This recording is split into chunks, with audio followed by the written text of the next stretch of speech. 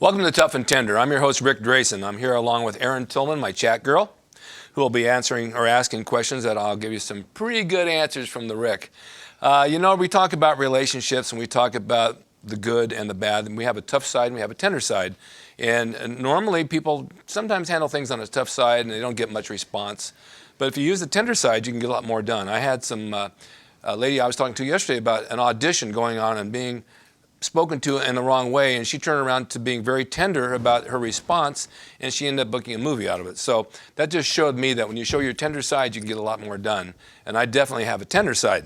So with relationships, there's relationships all around us. We have it at home, we have it at work, we have it at play, we have it in, we go shopping. Everywhere you come into contact with somebody, you have a relationship. It's just not always romantic. It's just between two people. And sometimes it gets a little overheated and you have to handle it in a certain way. And it can't always be tough. It has to be tender. When you're tough, it ends up escalating into an argument and a fight and can get pretty nasty. And we don't want to go that route.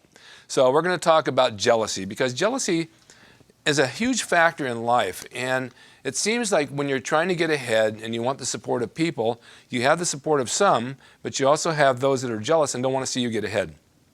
So because of that, they become less friendly. You try to connect with them, you try to involve them, and they go the other way because they feel that you changed because you had some success, where in reality you're trying to reach out to them and be nicer, but they're jealous of your successes. So we're going to go and we're going to start with different things in the house and with friends and at jobs on the jealousy factor and see what we can talk about. We have some questions and Erin's going to fire them at me and we'll see what we go about. So let's go with question number one, Erin. Hey Rick, how are you doing? Good. Good, good. I'm very jealous of you. I haven't even said anything yet. Okay, no, here we go. I'm jealous of your hair. Thank you, thank you. It's a perfect circle. Okay. Yes. We digress. Okay, here we go. We're going to start with relationship jealousy questions. So here we go. Question number one. My boyfriend has a girlfriend, a girl that's a friend, that he is super close with. I've met her before, and she is very nice, though I don't really trust the situation. My boyfriend promises my boyfriend promises that they are just friends, but it makes me uncomfortable. They have been friends for years and years, and he says that I should trust her. His friend is also in a relationship, which he uses to prove his point that he and she are only friends. Am I wrong to be suspicious of their relationship? Wow, I barely got that out, huh? You barely got that out. But I know exactly what you were saying because it happens a lot. I have lady friends and I have men friends, and they're friends, and that's the way it is. I have a relationship. My relationship, I'm 100% committed. So therefore, there should be no jealousy because I don't look the other way to stray away from my relationship. But in a lot of cases, there's a lot of people who are insecure who don't understand that, and they will be jealous if you spend time with that other opposite sex as a friend and do things with them. It's always questionable because it depends on the day, the time of night, where you're going, what you're hanging out, how long you're staying, because it can get in a little sticky situation where it becomes more than friends. And I would think, on the other hand, if she has a husband, he's probably questioning the same thing too. He's probably wondering what's going on. He could be a little jealous. Maybe he just doesn't verbalize it because he's got another friend he's seeing. So, it's like a chain of events. I think honesty and being open about it and taking your girlfriend with you along with your friends so that everybody can meet each other and see that there's nothing going on, it's probably a good way to go. I agree, Rick. And I also think that, the relationship should take priority. So even though this guy has been friends with this girl for a long time, I think it's really important that, your relationship should be number one. So if she has a concern, your wife has a concern, then you should nip that up. You should figure that out first. In other words, you should nip that in the bud. That's what I'm trying to say. I knew that.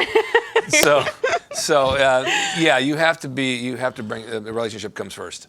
Absolutely. And if there's an issue, you talk about it and work it out. If she is jealous with the fact, then you know what? You cut your friendship back a little bit. You don't spend so much time because that time could be time you could spend with your relationship. And if the other person's sitting at home waiting for you, they shouldn't be. They should be with you. And that's how I look at it. I love it. Shall we move on to number two? Yes, we shall. Okay, here we go. Relationship jealousy question number two.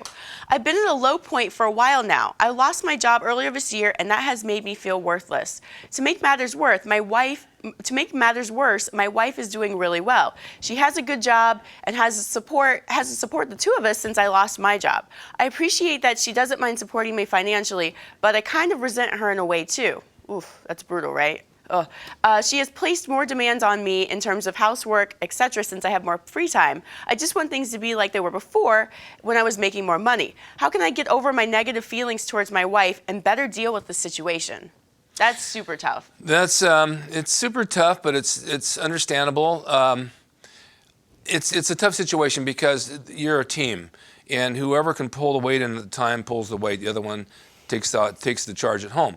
I mean, it's just the way it is. I've always worked out of my house, so I've always been able to do the laundry, wash dishes, wash the windows, do all that stuff, and take care of everything on top of that and make money.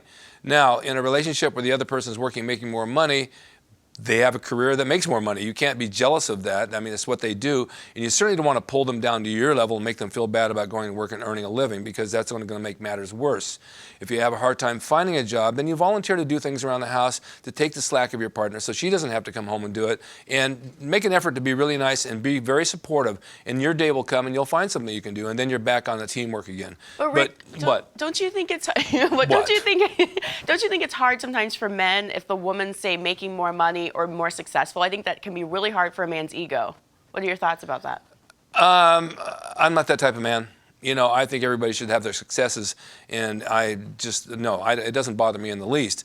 It will some people, I'm sure, because there's an ego involved, like you said, and he feels less worthy of doing stuff. But I've always seen you can elevate yourself into some other way and make yourself feel more important by something that you do even better for yourself. And so come home with something good about yourself.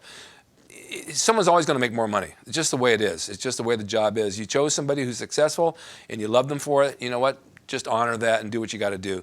And then when you go out and you make your income, you'll be fine too. It's just a jealousy thing that's going to eat you alive, and you're going to get canker sores and boils, and it's not going to be fun. Oh God, yeah, that's a nice mental image there. I love it. But you're right, though, right? And let's also say if you're maybe on the other side of that scenario, like if you're the wife in the scenario out there watching us, maybe just really make some effort to be careful around your husband, or just pump him up a little bit and say, I still think you're amazing, all those kind of things, because that'll help a little bit too, I think. Or give him a commission check. Yeah, exactly. There you go. All right, so we're going to move on to friendship jealousy questions. Are you ready, Rick? Yes. All right, here we go. Friendship jealousy question. Here we go. I can't help but be envious of my friend's life. He's got a hot girlfriend, a great job, and he is someone that everyone wants to be around. But he's my bro, but sometimes I wish I had what he has. Is there any way to get over this? Yeah, there's ways to get over that. Leave town. Oh, no, what? No, I have a friend like that I see once in a while. All he talks about is what a loser he is. He can't find a woman. He's retired. He doesn't have enough money to do things he wants to do. And he just sits and does nothing. You know what? Stop feeling sorry for yourself. You are your own individual. You have certain attributes that maybe somebody else doesn't have. Escalate those and make them into something that someone else doesn't have, because everybody has something good about them. When you sit home and you dwell upon the negativity about what a loser you are, you're going to remain a loser, and nobody wants to be around you, because losers attract losers. So you've got to come off that thing, and you're not your brother, and he does have a good-looking girl, and he does have what he wants because he probably earned it. He worked for it. Take a look at what he's doing to get there, and maybe you can follow around and do the same thing. But don't be jealous of something like that. You can have everything somebody else has if you really want it, but you got to work for it. It's not going to just knock on your door one day like FedEx and say, here she is, and here's your opportunity, sign right here, because you probably won't be home. And remember, when your ship comes in, don't be at the airport. Exactly. That's a good one. Mark that down. He's got a million of them. That's a really good one. I love that one. But yeah, I think it can be really tough. And, it's one of those things, like, I wonder what the friend thinks about the whole thing. Like, I wonder if he's like, yeah, what's wrong with my friend here? He's being kind of weird lately. Like, I wonder what his feeling is. Because I've actually been on both sides of that. And I feel like when someone is a little envious of you, when you're on that side, it is kind of like you might distance yourself a little bit. Oh, and when I've seen that too. It's like you can't slouch and feel sorry for the guy and say, I'm going to do without. I just go back to the guy and say, guess what else I got? Oh no! What? So you rub it in their face? Course. Is that what I you're try saying? to inspire them to do better. If you have this, you can do that. I just got this today, so maybe you can do that too. No, I'm kidding. You've got to give the guy some inspiration and let him know he's good enough to move forward, because he's not. I have so many friends like that. It's ridiculous. And I've tried to cut them loose because they're living in my mind rent free, and all they do is depress me. I don't want to be around that stuff. But I try to set the example by going forward with my life and doing what I do, and hopefully they'll follow, but a lot of them don't. They just trip and fall along the way, and I can't keep going back and picking them up because they'll just fall again. So that's really interesting. So you're saying you remain friends with these people even though you feel like they might drag you down a little bit. Is that? Well, I'm saying that I remain friends because I'm a loyal person. They don't really drag me down, but I always try to bring them up. And it's really hard to do because they just won't get off the couch and do anything for themselves. They know what I do and they say, oh, but you're 1 in a million that does this. No, I'm not. I'm not 1 in a million. There's 10 million guys that do what I do. You just don't know them all. Not true, Rick. You are 1 in a million. This is true. I'm a very special person. There's no question about it in my mind. Yes, you're very special. Yes. You're very special. Okay, let's move on. Okay, here we go. All right, we have another friendship jealousy question.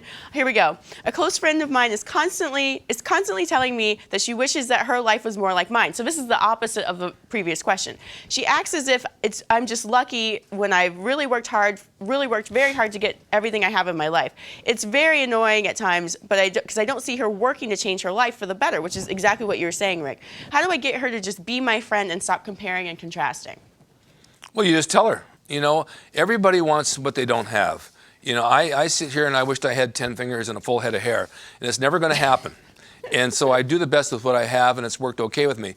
But somebody always wants what they don't have. They want this, they want that, and the grass is always greener. But you have to remember, and this has been said many, many times, the grass is always greener.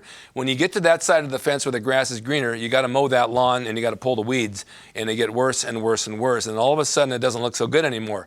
So you have to realize what you have and take all your attributes and all the things around you and build them into something big, because it's not that bad. Because once you get to the other side of the fence, you might want to go back, and so you've got to realize what you had that is really good. It's not a good jealousy. You just can't live like that. Absolutely, it just eats away at you, right? Totally. It just eats away. And you know what? The other person, it doesn't bother the other person at all because they're living their life and doing what they want. So what you think they're thinking about you, they're not. They're off having fun. Absolutely true. So get out there and have fun yourselves, right? Exactly. All right. So we're running out of time. Let's move on to, we're going to go to colleague acquaintance jealousy questions, okay? College, you said college acquaintance? Colleague acquaintance. College? Colleague acquaintance. I know what you said.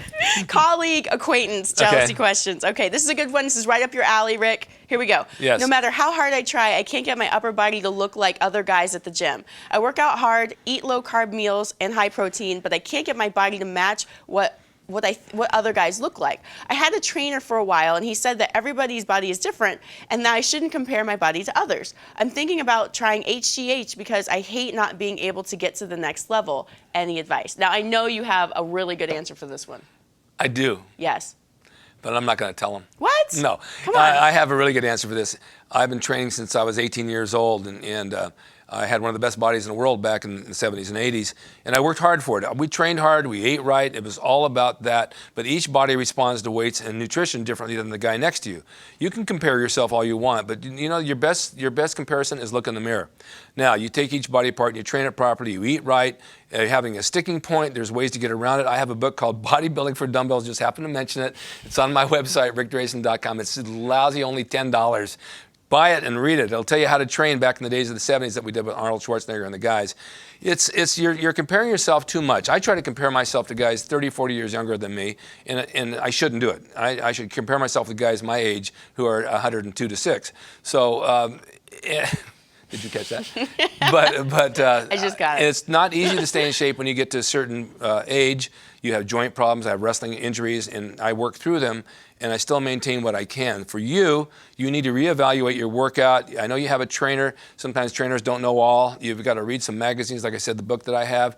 Separate your body parts, work each body part twice a week, 2 of them together, chest and back one day, shoulders and arms the next, legs the next, start the whole cycle again. Don't overtrain, get plenty of rest, eat 6 times a day. The HGH is not going to help you. I've taken it, it does not work that way. It shreds body fat, if anything. It won't put any muscle on you. So you've got to up your protein content, and there's other things besides, but we won't get into those because they're not exactly legal.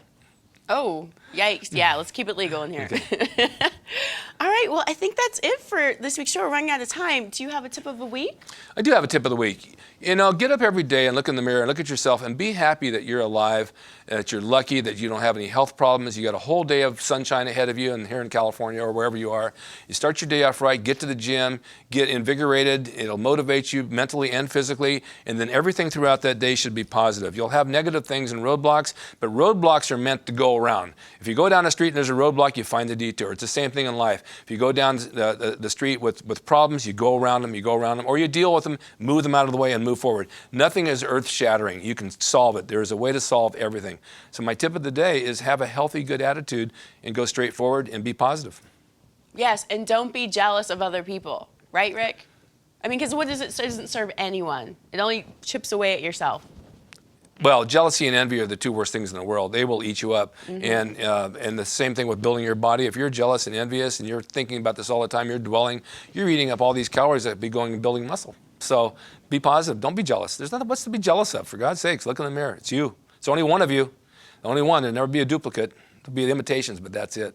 There you go. That's it. Tough and Tender. Tough and Tender. I love it. I also want to say that Erin has a book out. I do. Let's talk about that book, Erin. Let's do it. Here it is. It's called The Dating Guidebook. Tips for living a happy and healthy single life without losing yourself in the dating process, because a lot of times when we're out there dating in the field, we can lose ourselves when we really want someone, we really think we want to be married on this time frame and all these things. So it's basically tips for the early months of dating, online dating, sex and safety, how to approach someone nicely, how to reject someone nicely, all the early dating stuff. So, and you go on the website, you can get it, Barnes & Noble, Amazon, a paperback, ebook, barnesnoble.com, and on my website, thedatingadvicegirl.com. There you go. I would like to say one thing about your book. When you said you're out there dating in the field, I don't really like to date in the field. I prefer to go to a restaurant. So if you can think about it that way. To each his own. To each his own, Rick. Some people might want to go actually in the field and go on a date. Nice picnic. Yes. Okay, that's fine.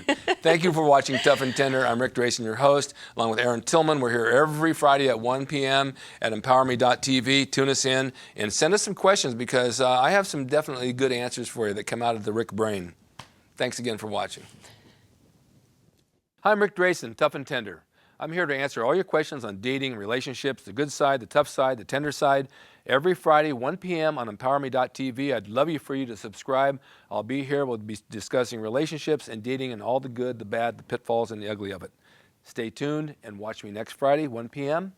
emPOWERme.tv. Subscribe now.